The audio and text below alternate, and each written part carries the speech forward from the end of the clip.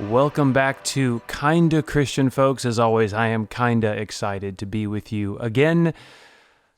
Today's guest, well, there are no words to suffice, and he needs actually quite an introduction because this guy is one of the coolest jobs, serving one of the most amazing ministries in the world. But I have something I need to tell you. If you have not left us a 5-star review, if you have not subscribed on YouTube, on Spotify, on Apple, if you have not taken every minute of every day to basically swear fealty to this program through reviews and subscriptions, well, I just don't know what you're doing with your life. So, without further ado, it is my distinct honor, and probably more so even for him, to welcome Will Hart of Iris Global Ministries to Kinda Christian today to impress and amaze us all. Will, how are we doing? What's up, Ryan? Impress and amaze. That's the first time I've been introduced that way. Well, that's what we're expecting, and anything less would be a disappointment to our audience. Just honestly, an embarrassment. Okay. Well, what did you say? Unless they swear fidelity to this, then I will try to keep all of those oaths continuing today. Just wanted to get canceled a little bit there. All right. So first question we ask everybody on this show that is the top of mind for all great philosophers. How honored are you to be here today, Will? Well, considering I didn't know about this till about 20 minutes ago, it's ramping up in my heart and soul. I will probably be able to answer that better at the end. But as of right now, 10 out of 10, I guess. That's fantastic. What is that? Yeah. To ask those philosophers, what does that even mean? That's right. What does it mean to be a 10? Oh, man. Well, I'm excited to be here, man. Thank you for having me on. Seriously. Absolutely, man. Well, it's obviously we needed someone who could follow in the Himalayan footsteps of Metaxas and Comer and Tyson.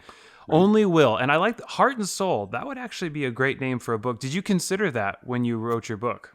You are the first person in my almost 22 years in just another couple weeks that has ever paralleled my last name with anything Christian. So, yeah, I have it. Yeah. Okay. Well, hey, there's a first time for everything. So I get Loving Heart, Brave Heart, William Wallace, Heart After Christ. My ministry was Heart, H-A-R-T Ministries. Yeah, no, it's a thing. I love that. Brave Heart. That would be fantastic. All right. So Will, tell us a little bit about your story, what you're up to right now. I think for those who don't know about Iris Global Ministries, give us a little backdrop of some of the amazing work that y'all are doing. Yeah, thank you, man. Iris Global really is it's a lot of things, and depending on who you ask, you get a lot of answers. But we are a family of like-minded, like-hearted believers that carries the core message of stop for the one, right? And we do that through a lot of different ways. Anything from arts, entertainment, preaching, teaching, loving the poor, the sick, the needy, and doing our best to follow through with the Beatitudes and what the gospel says about serving those who we're called to serve in ministry and laying our lives down. So a radical group of people that goes to some of the most dangerous places in the world, the least, the broken, the poor, the sick, and the needy, and plant churches and carry this gospel to the ends of the earth. Now, I imagine, and we're just going to jump into it because we have a lot of, obviously, I started this show because I wanted a safe place to process some of the doubts and questions that follow belief and faith in general. But just jumping into it because it's been the source of so much discussion, you've seen some crazy stuff on the ground out there as far as supernatural and the miraculous goes, right? Yes. 100%. It's one of our core values out of our 5 is that the miraculous is not an option. The miraculous is not an option. So is it mandatory or what's the alternative? So you got to be careful when you say miraculous. And I would like to say this, if this is just us, right? Not Absolutely. everything I say, And the thousands of people tuning in right now. not everything I say is a representation of our founders. The following views, the following views are the explicit opinion only of Will Hart and no one else. Yeah, no, like I just think, like I think that on the internet it's a danger zone, right? You can't process. At the same time, we're putting this up, and I need to be responsible for what I say. But I would like to say that, like, Totally. if you're asking me my heart and thoughts on things, I'll share that pretty freely. Yeah, the miraculous is not an option.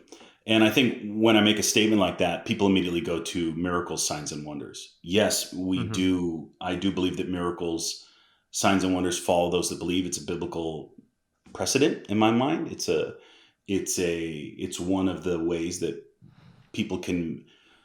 It's one of the ways that people can see the baptism of the Holy Spirit fully alive and functioning in your life, the gifts. But the miraculous is not just the blind see and the deaf hear. The miraculous is His provision. It is His grace. It's everything that we do. The supernatural is not absent from anything that we do in our walk, and it shouldn't be. Yeah. And it's interesting because this is something that I have in my periods of doubt and wrestling. I mean, on the one hand, some of the stuff that you, and again, you're not alone in this. I know so many people who have, and are, rational, logical, like this is not something you go looking for. And they're just, and it's interesting. It's the same tone. It's not I have to have this happen all the time. It's just when we do this kind of work out there on the front lines, so to speak, trying to redeem the earth per se. These just, it's like almost like I think they describe it almost like a flavoring. It just kind of happens and stuff. And I've heard stories from so many people, and I personally have never seen this stuff, but I'm just absolutely fascinated because it's not sort of fringe folks who are out there saying, and you're like, hey, like, did you really see that? We're talking accounts from Harvard PhDs of the blind receiving eyesight back, the deaf receiving hearing, of food multiplying, which just, blows my mind. And I was actually going to ask you, have you ever seen, or do you know anyone who has claimed to seen food multiply? This is just I've heard this from so many people. I've seen it. We've seen it more than once in our, as our team is out ministering. I've seen it personally. I've seen crazy things that even now I can't fully explain. What happens? So, if you don't mind me pressing in this a little bit, because one, I also, I know this. I think it's interesting for a skeptic. You really are left with this question of how do so many rational people, who are not like jonesing for this, how do you explain away these thousands and thousands accounts of this stuff? Like it's at a point where I think it's reached such critical mass that you're kind of left with, okay, is everyone making this up? And again, I know there's they'll say, well, there's sightings of UFOs, how many people believe in Bigfoot, etc. But at some point, these are real examples where it's multiple, it's not just you saw something, there were other people there, right? I mean, these are not just Will alone in a forest, right? This is this is other people on the ground with you and seeing this stuff. And when you see something like food multiply, what does that do to your framework and paradigm for the laws of the universe? So, of course, I love the miraculous, and I am shocked and blown away when I see it. At the same time, if I'm serving the creator of all things, and he says these signs will follow, right? There comes a place where, and by no means am I saying you get used to it, but it's like, it is this partnership with the Lord. It's this walking with the Lord. And at least for me in my almost 20, it'll be 22 years in the end of October. I've watched him do miracles from day one of my salvation up until today. I mean, I haven't seen a deaf person here today, but we get testimonies around the globe. So, I think it's, first of all, I'm from Massachusetts, right? So I grew up in I have a Harvard educated grandfather. Both my parents went to Ivy League schools. My father has a master's. I come from a background of I have two of my relatives are philosophers. I grew up around a culture that questions a lot. And I grew up around, even on the East Coast, that was very, very common to question. And so I don't mind that. I think that that's beautiful. I think that the Lord created us to question. But when it comes to the realms of faith, there has to be a comfort in the unexplainable. And so I think I saw, as I looked at your YouTube channel, you had a woman on whose name is just I can't. She talked about the miraculous and the Dr. Candy Brown? Yes, Dr. Candy. She wrote a book. I forget what it was called, but it was about miracles. And one of her teams that she led, I believe I'm 95% sure it's the same person, led a team out to Mozambique. They brought Harvard trained medical doctors, and they did before and after. You can read the statistics in her book. So that's the extreme end of skeptics that are like trying to see proof. But even as I've read the critiques of her review, right, her study, you still have critics that will knock that down. At the end of the day, you have to get comfortable with there's always someone that will critique, and there's always someone that, no matter how much proof you have or no how much you show, no matter how much personal stories you tell, that someone just goes, it's just chance, or it could be. So I've become comfortable in my own heart, just letting people think what they want. And I trust the creator of the world to reveal himself to people the way that he desires, when he desires. And I do my best to present the gospel and present a Christ-like life to model that. So whenever that happens in someone's life, that I'm there to disciple and train up. But I've become comfortable not having to explain everything to everybody and having this proof upon proof upon proof. Hey, go for it, man. Shoot holes in that thing. No. I'm embarrassed to say my first question is, what type of food gets multiplied? Is it like high carb, like unhealthy food, or I freaking love that question. I've never seen ribs multiplied. Never. See, that's a big hole in this argument. How come tri-tip, ribs, So things that should be multiplied? I agree. I don't know. Maybe it's pork. I don't know. So the times that the one time that I saw it multiplied, where it was like, oh my God, something crazy took place here. I will say this: it's never happened in a way where it's planned. Right? It happens in the spur of the moment. And anytime I've seen a crazy multiplication or something created from nothing, most of the time it's after the fact, right? It's like, how the heck did that happen? Because when you're in the middle of it, you're not recognizing it. In this one scenario, in this one case, we were in northern Mozambique, pulled a bunch of kids down. We had, I don't know, 150, 200 kids from a village. And we were passing out cookies, and we had a little bag of cookies that I haven't done a count, but let's say 200 cookies at the most 300 little cookies, and they're these nasty cardboard things in a bag. And they went through 3 times and gave each kid 2, if not more. And by the end, they were giving out handfuls of cookies, and we were there presenting the gospel to these little village kids. In the moment, we weren't like, God's multiplying. It was, we were feeding people. We were taking care of them. There was no acknowledgement until after the fact, when we're sitting down with the team going, how the heck did that happen? That's a small one. That for me, wrecked me, broke me. I questioned God in the middle. Why would you do that with these little cookies? They seem so insignificant, but he loves his children. But Heidi has some of the more clear multiplication food stories in her personal life. There was one that I love hearing when she had, I think, 200 kids that they had no money, no food, and a missionary came, and they had gone, I think, days without having a full meal. And a missionary came and brought Heidi, Roland, and her natural born children a pot of rice and beans.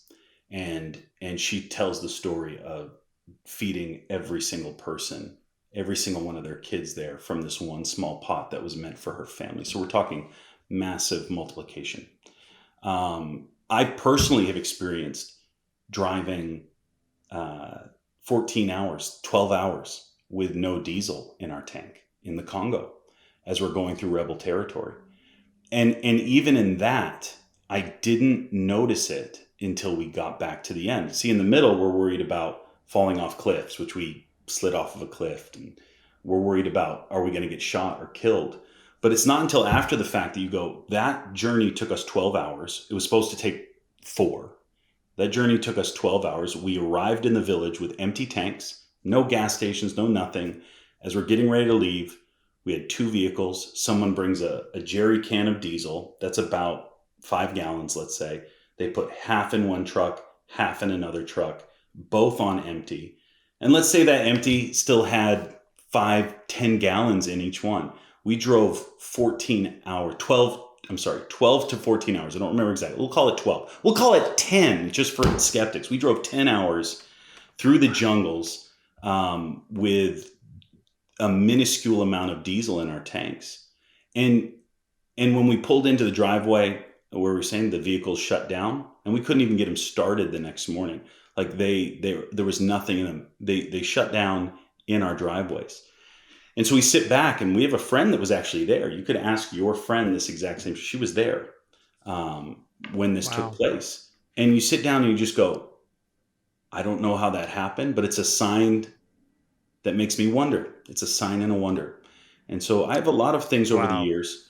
And so I food multiplication is easy because people, when they picture Jesus, they picture him lifting it up, breaking bread, giving thanks, and then they pass it out. But if you read the story, they're there passing it out. They're not there counting. They only count at the end. They count the amount of people that are there. They recognize that there's a limited thing. You have a boy with loaves and fishes. And at the end, they count it. And that's the hard part. Very rarely do you see it happening while it's taking place. Or maybe not see it, but recognize what's actually taking place.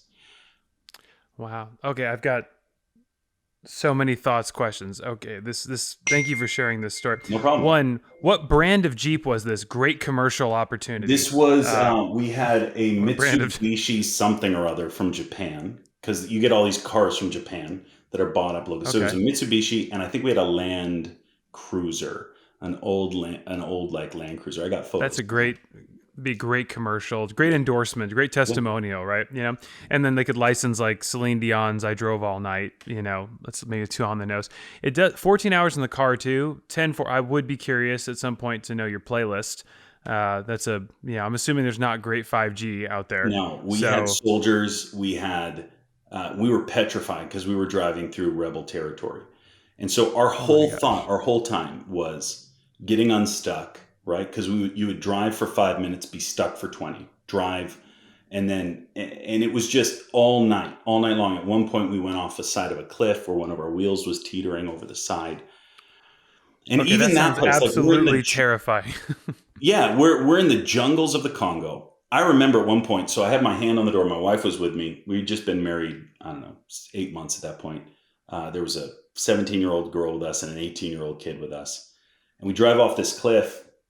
And we're there teetering with one wheel hanging over. And I remember getting ready to jump out because my thought was, when the car goes over, I'll be able to at least go down and try to save lives. And it stopped as we're there on the corner. And I remember looking out. We're in the middle of nowhere jungle of DRC. And we're sitting there and we're trying to figure out, how do we get this vehicle back on this mud path carved into the side of a mountain? And I look over and there was a wall, a pile of rocks there that was like just the right amount. We disassembled this wall, put it under the tire. And so, like, for me, yes, any skeptic would be like, well, it was just there. Number one, I don't know why there's a wall in the middle of the jungle that's 5 feet long by 2 feet wide by 3 feet tall. That's not a wall, that's just a thing, but it was constructed and it was just randomly. And why did it fulfill this exact purpose that we needed at the time? We got out, we kept going. It didn't save us, right, from going off the cliff, but it was a part of our journey. And so for me, that spoke more. The wall spoke to me. Just this little wall in the jungle spoke just as much to me as no diesel in our tanks, or Or when we were invited onto the base of the Congolese soldiers, we should have never been invited onto that base. I was 24 years old, and we were invited onto the base as the soldiers were assembled, and I preached this glorious gospel.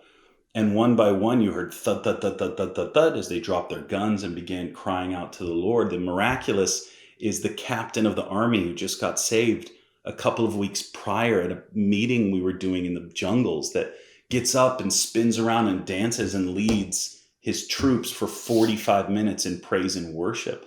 That is equally miraculous. So I don't separate them. And I don't separate any of those things. Yeah. Wow.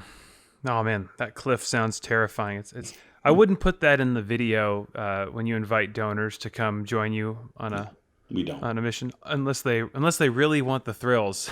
But wow, that is mind-blowing. So I think the natural question that comes up is, and I've heard various iterations of an answer to this, but why do you think we don't see?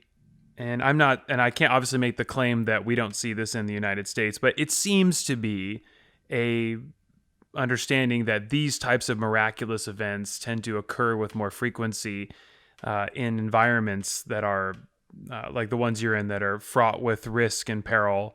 And so what do you think's going on there? Do you think is it a lack of expectation in the West? Is it God would need to work potentially differently in the West? Or is it just, hey, you're on the front lines of, if the Christian narrative is true, there's a battle, and you are on the front lines, and you would, ostensibly need more support, more air cover, if you will?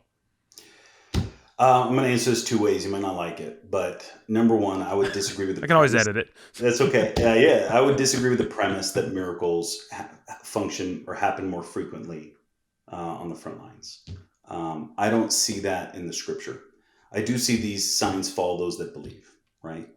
And I do see from the beginning to the end of scripture, God speaking to and working through those who are in obedience. Jesus said this: "If you love me, you will obey what I command, and I will ask the Father, and he will give you another counselor to be with you forever, the Spirit of truth. The world cannot understand him, because it neither sees him or knows him, but you know him, for he lives inside of you." Right? I don't care who you are. I don't care whether you're on the front lines or not. We receive the Holy Spirit when we accept Christ. Now, I'm not getting into the theological debate of the baptism versus the baptism of the Spirit versus receiving the Spirit, but Jesus is very, very clear that we receive something greater than what the world understands or sees.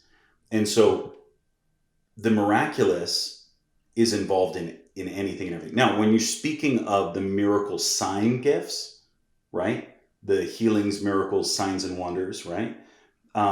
Yes, I would say in my life, I've seen them more frequently overseas. But at the same time, some of the most powerful miracles I've ever seen have been right here in America. And that's hard to explain. I think that if I have to look at what is the difference between maybe overseas, where you pray for someone and they immediately get healed. Like we see that in Mozambique. You can read it in that author's book, even on the deaf hearing in Mozambique. Almost every time Heidi prays for someone with the Maku and the Makonde tribes in northern Mozambique that is deaf, they get their hearing back, and you can see that. And that's different levels of deafness as well, from full to partial. They receive. Yeah, that was a peer-reviewed. That was a peer-reviewed study. It was the effects of proximal intercessory prayer, and it was the forward was done by Harvard Medical School. And it was a small sample size, and that would be the main criticism. But it was published in the Southern Medical Journal, and I loved the forward by the physician at Harvard Medical School, which said that this does not I'm paraphrasing, but it says this doesn't prove that God healed them, but some sort of healing is happening beyond the normal explanatory effects of hypnosis or even placebo, because that was one thing that Candy pointed out, is that you can think you see better and hear better, but there are tests that will be calibrated to show whether in fact you actually are seeing. You can think you saw the letter A, but if it's a letter D, you actually are not seeing better. And so the effects were, I I find this study I find this study interesting because not a lot of people talk about it. And I thought, regardless of your theological bent, if how many people around the world suffer from impaired vision and hearing, I thought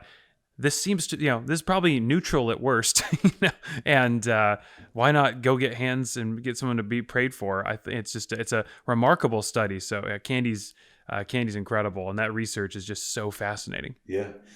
Candy Brown also interviewed Dr. David Zaritsky in that book. And he also has so many stories of these miracles that he's seen. But yeah, I don't remember what I was talking about, but we were talking about the frequency of miracles. Yeah. And so I appreciate it. So you're saying that, and again, I wouldn't make the case, obviously, either that biblically it's, they're going to see more miracles in the rougher areas, but it seems to fall under what you would call like experiential, just knowledge, like, that it seems to be where people are concerned with moving God's kingdom forward the most. It seems that from my limited vantage point and from interviewing these people, it seems that those sorts of alleged signs and wonders tend to accompany that activity more so than, say, someone who is genuinely interceding for a Lamborghini on their couch. And maybe some things are closer to the Father's heart than others. Yeah. The Lord loves to give good gifts to His children, and He is a Father, right? And so, all that being said, I would look at it if I gun to my head right now, I would say there is a different faith level. There's a different culture of faith where I think here in the States or maybe more affluent countries, we have the ability to not put our faith in the miraculous, where you have these other nations that they need it because there are no other options in their mind and in their heart. So I think faith does play into this. Would you also argue it's also a necessity? Because one thing that I've tried to study too is the reality of the antagonist here. And so that if we grant that there is a God and there is signs and wonders, that it's also, if that narrative is true, there's also an adversary. And correct me if I'm wrong, I don't know much about Mozambique, but there is also a necessity, right, where people have access. There's lots of occult practice and witchcraft, and there's a reality of this is true too, right? That the reality of the supernatural is far more accepted in these countries than they are here, per se. 100%. I don't need to convince somebody, whether that's in Asia, rural Africa, most of these, but South America, the discussion isn't about whether the supernatural exists. Here, we have that discussion a lot more so.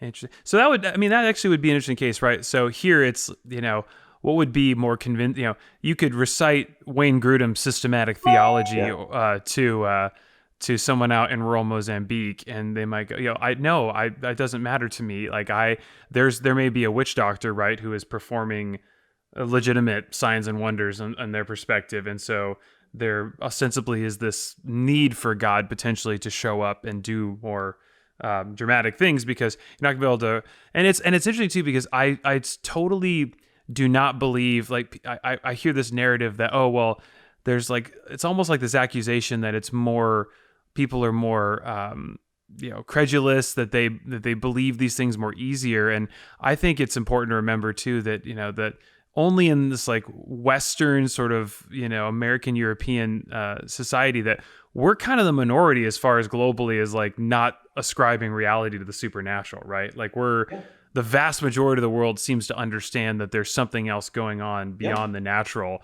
And I feel like we kind of walk around with a little entitlement, like, oh, everyone else needs to get on board. And it's like, actually, we're in the very small minority, right? I think we're pretty bipolar with picking and choosing, to be honest. I mean, I read a study, I don't know when, a few years ago, but they took a poll on, what do you believe God exists? Do you believe angels exist? Do you believe the supernatural is? Most people, even in America, would say, yes, there's something there.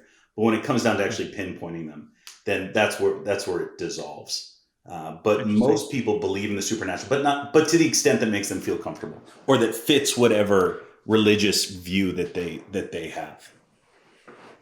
Let me ask you this: I have talked to so many people who've done incredible work out there, and One thing that routinely makes its way back as far as the stories is the amount of joy and happiness there in the midst of some of the most awful circumstances that people Yeah. could find themselves in. And has that been your experience? Have you found that I'm wondering if there's a lesson there for, we live in just absolute just abundance here.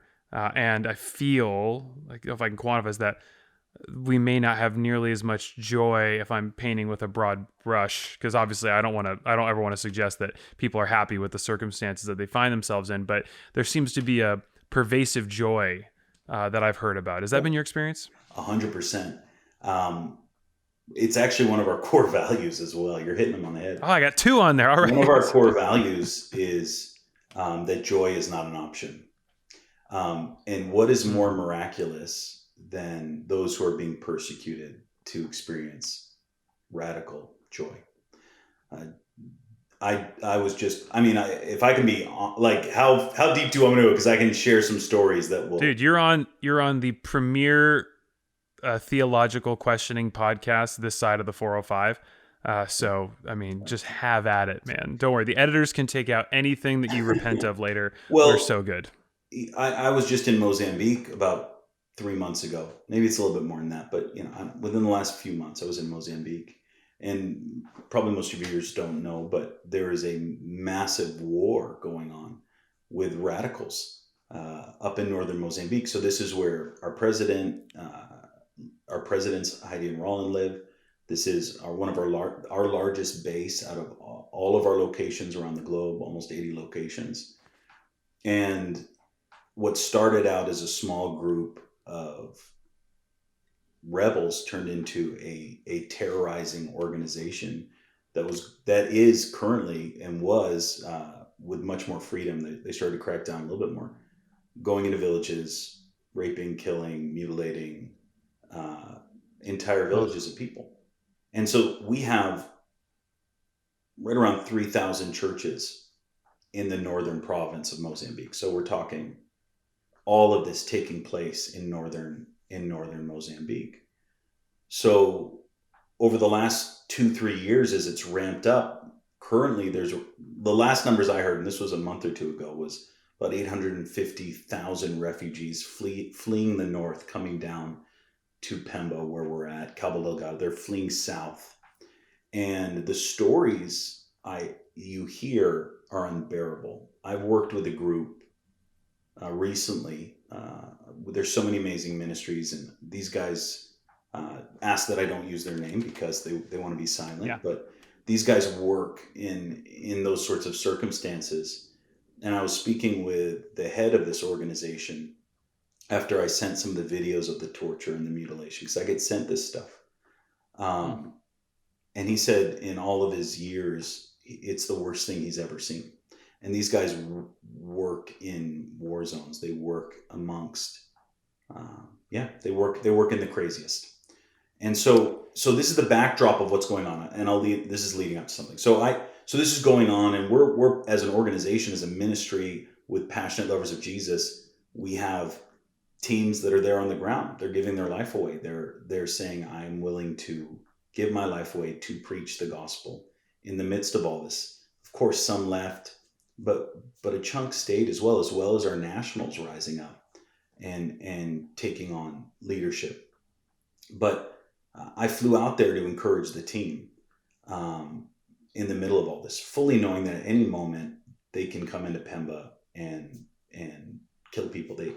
Earlier, I want to say November, December, January, I forget exactly, that the group came in and they took over a whole city around the size of Pemba. They took over the whole city, killed nationals and internationals. And so I fly out there to encourage our team because they need it. They're on the front lines. And as I flew in, I landed on the plane, and Heidi picked me up, and we drove from the airport to our base. And she brought me into a lunch with 5 pastors and their wives. And one by one, I sat there after flying 30-something hours, and I listened to the stories of them fleeing the northern province to escape this. And so the first pastor began to share.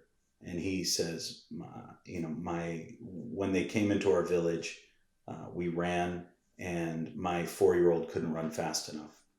And so they decapitated him. And my daughter, who was 7, ran that direction. We can't find her. She's probably dead or kidnapped and being abused right now. And he starts weeping, right? So he's weeping, and we just surround him. We're praying for him, and mourn with those who are in mourning. So we're going through, and then we get to the next one.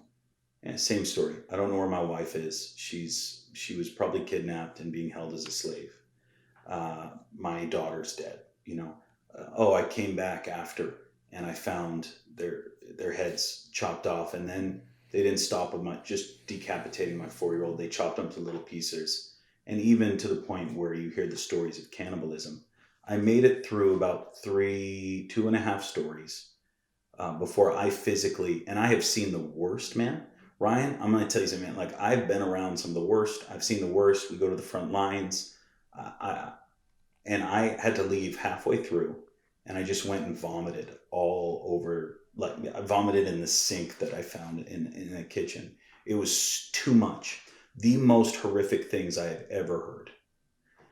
And not only is it not just a story, you have these believers, these pastors, who are sharing this stuff in front of me. So I come back in, and we get through all the stories, and you can't explain what it is to someone. I found myself going, God, where are you? And I have been around this stuff for 22 years. Even me in my own faith, I am questioning things. I'm experiencing all the feels. And we got to the end, and it took about 2 hours, because we paused and we prayed and we worshiped and we hugged. We get to the end, and everybody worships. And I sat back. My wife had cancer, stage 4 Hodgkin's lymphoma. It was potentially a death sentence. She's alive. She's doing amazing. She made it through. It was a year of chaos. That shook my faith to the core. I listened to these stories of the greatest torture that any parent or any human would go through. And the end was praise. It was worship. And we came together in one voice in worship. And I realized that no matter how much I study, no matter how much I read, no matter how much I pursue a master's degree, no matter how much I've seen the miraculous, they have something that I do not have. And that only comes through experiencing the worst and finding joy in the middle of it. And I would say, Ryan, more than all the miracles I've seen, that caused me to shake more than seeing the deaf hear, the lame walk, or the blind see. Raw faith and love and zeal for Jesus in the middle of persecution. Wow. Wow. That's just, people need to hear what's going on. It's weird. It's so morbid, because you hear things like that and, you go, that's horrible. But also in a very strange, weird way, it also reminds you just how fortunate we are to realize that, like, I don't really know what persecution is. Yeah. Being criticized online for something I said is just in a different stratosphere. How do you, because you're a pastor, and I know you always got a sermon in you, and I love this about you. What do you say to someone? Because this is obviously we're not probably going to solve this issue today, but this reality of this just evil chaos that we see rampant around the world. And you see this, and you see these pastors, these men who have given their lives to spread the gospel, and they are beset with just tragedies and atrocities that, you can't even begin to fathom. How do you reconcile that with the knowledge that, God is love, and that he has a plan and a purpose? What counsel would you give to someone trying to sort through that? Easier said than sitting here in a Western, affluent city and drinking my $7 latte. It's like, God God, as John Tyson would say, God's so good, man. He's got a plan for my life, and then how do I reconcile that with what I just heard? You can't. And There's our Instagram clip right there. I'm being honest. You can't, and that's the thing. Everybody wants an answer, but they're not willing to jump in. They're not willing to jump in themselves, right? And I think that these answers come in the middle of facing impossibilities. The hardest part for me in my faith is, what do I do when I don't see truth coming to pass the way that the Bible says it should? And that is something that every man, woman, and child in their faith will have to wrestle through sometime or another. They will have to wrestle that. I would go a step further, Ryan. I would say the backdrop of Christianity, the backdrop of the go of the gospel, is not one of sitting. It is Jesus. He called people. He trained them up. He rapidly deployed them and said, go and do the same things that I'm doing. If you look at the first 300 years of the early church, you have the apostolic age and the ante-Nicene age. Those two ages took Rome from that of a pagan nation to a Christian nation. It took 300 years. It happened on the backdrop of the worst persecution people have ever seen. What they were doing to Christians was horrific, yet the gospel advanced at such a fast pace. I think we try to take the call of the gospel and stick it in a pew at a church. And I love the church. I serve the church. You call me pastor. I don't have a church. I wouldn't consider myself a pastor. Thank you anyway. But I think that we've made church into something very safe. We've made church into something that goes, oh, if you just raise your hand and say this special sauce, then you're going to get saved. But the reality is, what Jesus was presenting was unto death to these disciples. I was reading The Calling of the First Disciples, right? Jesus literally walks up to dudes cleaning their nets, okay? And he goes, give me your boat. They give him his boat. He preaches. They come back in, and they had listened to this message, and he goes, go put your nets out again, right? And they do. They obey him. They go, Master, we fished all night. We haven't caught anything, but because you say so, we will do that. So they do. They which I actually love. If I can pause for a second, Ryan, I won't get preachy, but I love that they were like, we've been doing this all night, bro, but because you say so, we'll do it. And I love that personal journey in this. Everybody's looking for our faith to be robotic, and everybody's looking for this faith to be clean, and it's not. It's very messy, and it's very gritty, and you have to get into it with him, right? And Jesus doesn't mind you working through your process as long as at the end you go, but because you say so. So you see this moment, right? They let their nets down. They call the other boats. Their nets began to break, right? Jesus, in that moment, does not tell them to go sell their fish, right? They have their greatest financial moment ever, potentially.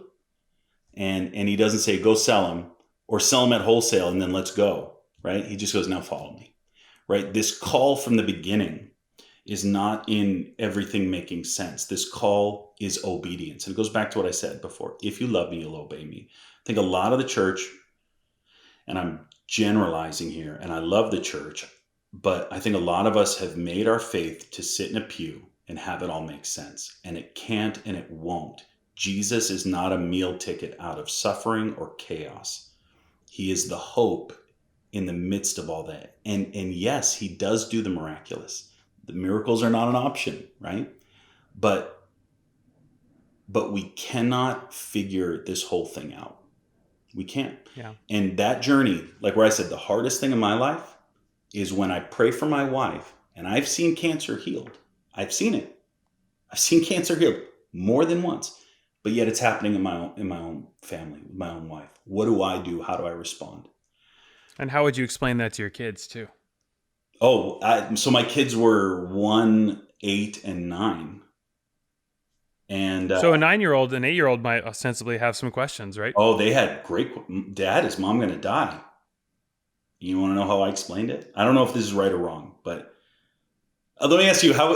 Come on, Ryan. Let me ask you, how would you? Right? Do you have kids? No, so as no kids right now, I remember because I read Jack Deere had a powerful memoir about his own his ministry just taking off and dramatic healings, and he's very open. He and his wife are very open about her descent into some real serious health problems, and I just remember that because the kids were asked, "Hey, how come does God love these other people more than mom? Why is she seeing?" And him having to wrestle and and it just seems I forget how he explained it, but I think if I was having to take a shot at that, and I would say, well, I'd probably go back to the furnace of Nebuchadnezzar and just say, look, the Lord God will heal and will deliver, and He does.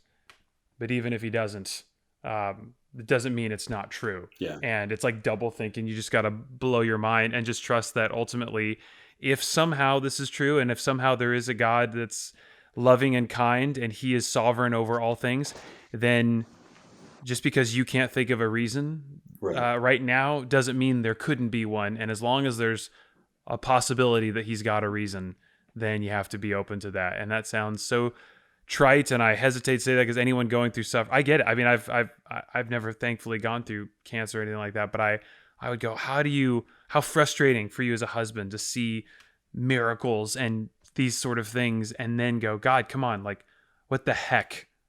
My wife is sick. Right.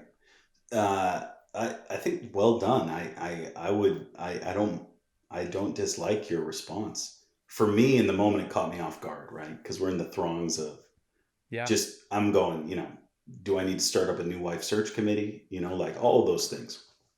Oh, That was a it's bad so joke. terrible. Whatever. Oh, whatever. You loved it. Well, honestly, like that was actually a part of in my conversation. Yeah, I've read accounts where that's the kind of thing Yeah. where, Yeah. like, I mean, what a mark of maturity too. If someone's like, I want you to be happy, and who's going to care for kids? Like, what a horrible, mature conversation. She was more like, I know you won't be able to wait 2 weeks before you get remarried, so let's do this thing together. If it was like, oh, dude, this is too real. Like, I thought, okay, I'm sorry. I thought this no, was. I appreciate. No, I'm just saying me. This is like blowing my mind. Also, I want to be respectful of your time. I know you have an appointment to get to. And I do want to make space too for anyone who's heard this and they've heard these stories of Iris Global Ministries and what you're up to. Do you want to just give a quick plug too, and how can people get involved and partner with Iris? So I got 12 minutes. Let me just answer with my kid.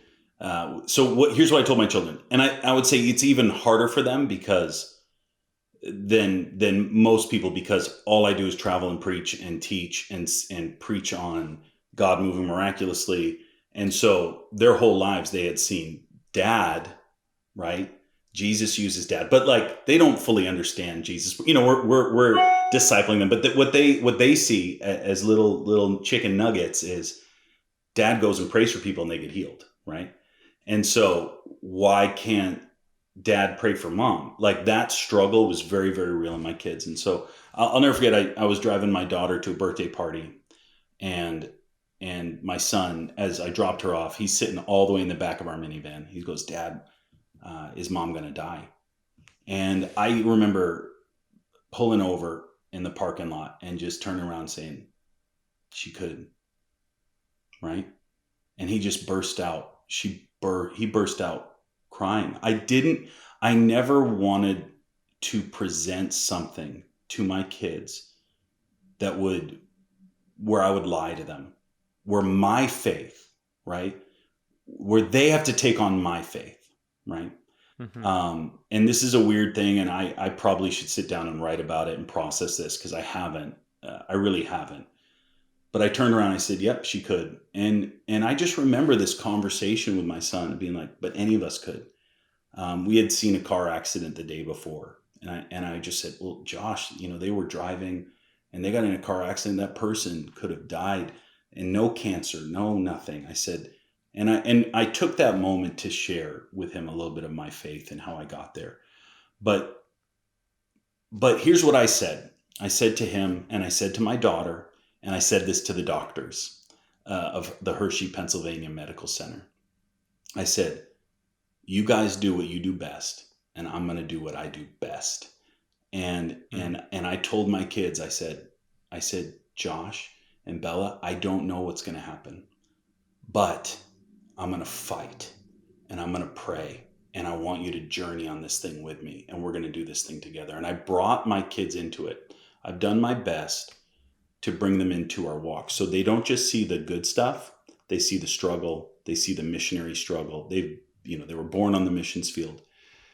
So for my kids, I do my best to bring them into all of the life, not just the sermons. Man. Oh, real talk. Gosh, love this. Will, anyone whose heart is stirred by any of the stories you've shared, etc., how can they get involved with Iris? First of all, thank you for having me on, Ryan. What an honor, man! And we can do this again if you have more questions or if we I want the film rights to this. Jeez. Okay. Too late. No, I'm just kidding. So Iris is not a humanitarian organization. We are a gospel preaching, serving the poor organization for the sake of the gospel. But we do a lot of stuff as we go and preach this glorious gospel to the ends of the earth. So if there are people that want to get more involved or become a part of that, you can go to our website, irisglobal.org, and you can find out information there. If you yourself, while listening to this, get stirred, you're like, man, I want to do something with my life, I would say, number one, you've known that from the day you got saved. And I would say, man, one of the best things to do if you want to learn how to kill giants, get around giant slayers. And I'm not saying that we know how to do this well, but we do schools, we do trainings, and we do it. We do schools and trainings and different things around the world. You can go to our website. And if you're interested in finding out more, honestly, Ryan, we don't like promote. So we don't ask for funds. We don't, as an organization, that's not our heart. That's not our core.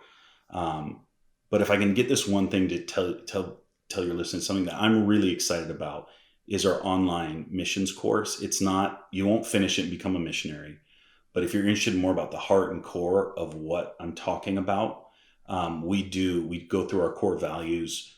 I bring in some of the best missional voices that I know, people that I glean from. And it's an 8-week course, 3 days a week. We do it live and we do it for $50 for 8 weeks, 3 days a week, because we want people to value it. If you don't put something on it, they don't value it. But 2, we want to make it easily accessible to anyone. And even in that, if you can't afford it, you can reach out and we'll do whatever we can to help. But if you're interested, and that starts up in just a couple of weeks, our 8-week training, you can go online to irisglobal.org and find out some more information. And if you're looking to dive a little bit deeper into the pool, I would encourage you to jump into that and go on a journey. And also, you have a book out that I received a copy of. Quick plug. What is the name of your book? You know what? Like, I hadn't talked about my book. I don't talk about my book ever, but I was asked to at this event that we were at. And it's called God Runner. I haven't read it in a long time. I wrote it years ago. It's the only product that I have. It's a coloring book, folks, that you can basically fill in your mission and purpose. And I love it. I thought your book was called Missionary Impossible. I thought we had agreed that was you were. It's my story. And I wrote it for my kids, basically, and anyone in between. And so, God Runner, you can find it on Amazon and other things. God Runner by Will Hart. Pick yourself up a copy today. Well, folks, it's come to that very sad time where we must say adieu until next time we speak. But we've been speaking with Will Hart of Iris Global Ministries. Will, thank you so much for sharing and just all the work you're doing. And just so appreciate you. So, yeah, man, as we either God bless or may the universe and order of energy that seems to have no explanation confer upon you a feeling of significance far beyond what is merited by the stats. Dave, so, Brian, that's my secular standoff and sign off and my theological one. Can I pray for your people real quick, or is that allowed?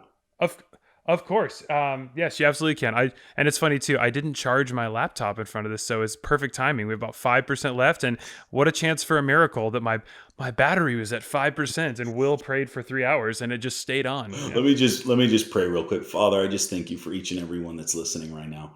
Lord, I don't believe you brought them here by chance. But Lord, I ask that you would move on their hearts so wonderfully, so beautifully. And if people don't know you, Lord, I would ask that you would draw near to them.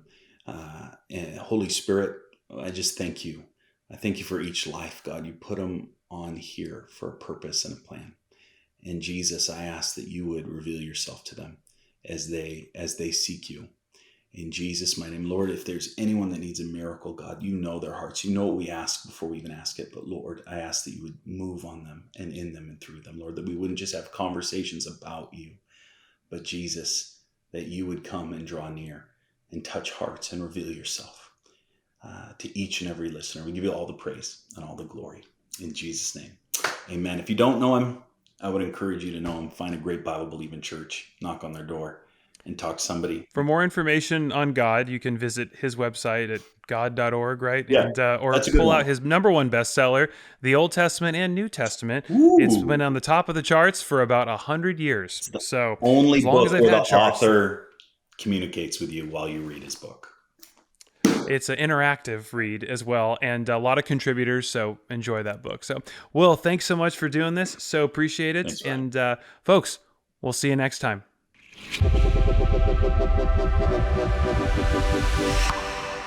Thank you so much for listening to Kind of Christian. Hope you enjoyed this episode. If you did, please subscribe and leave us a 5-star review.